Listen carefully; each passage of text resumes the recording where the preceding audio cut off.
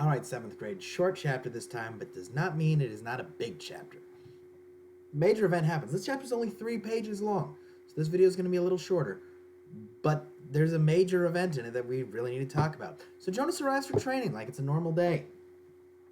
The giver is in great pain. He is in agony. And Jonas, being the compassionate young man that he is, offers to take some of the pain away.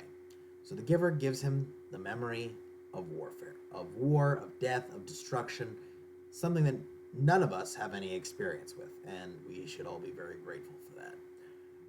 But he sees it, and Jonas sees death for the first time losing this memory. He sees a young man die right in front of him while he's feeling the own pain of his arm being unable to function.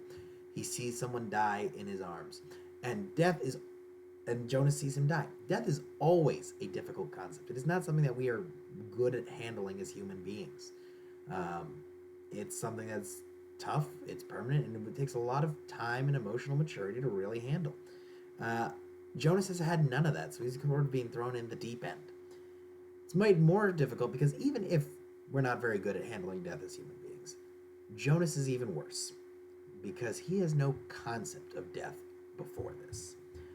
Before this, Jonas has never quite experienced death. I want you to think back to the chapter where they talked about Caleb the new child.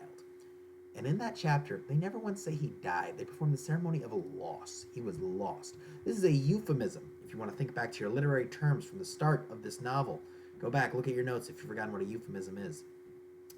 It is, for such a society that places such a value on precision of language, they are sugarcoating it and they are softening the blow there. They're not acknowledging death. He's lost. Well, the word death is never used to describe him. The society has no concept of death. So I want you to imagine what it would be like for poor Jonas, who has now just had to see this with no concept before this. The giver begs Jonas's forgiveness, and that's where the chapter ends. It's only 3 pages. So I want you guys to think, how do you think Jonas and the giver's relationship will be affected based on this? Go ahead and leave your thoughts down in the comments, and I will see you in the next one, 7th grade.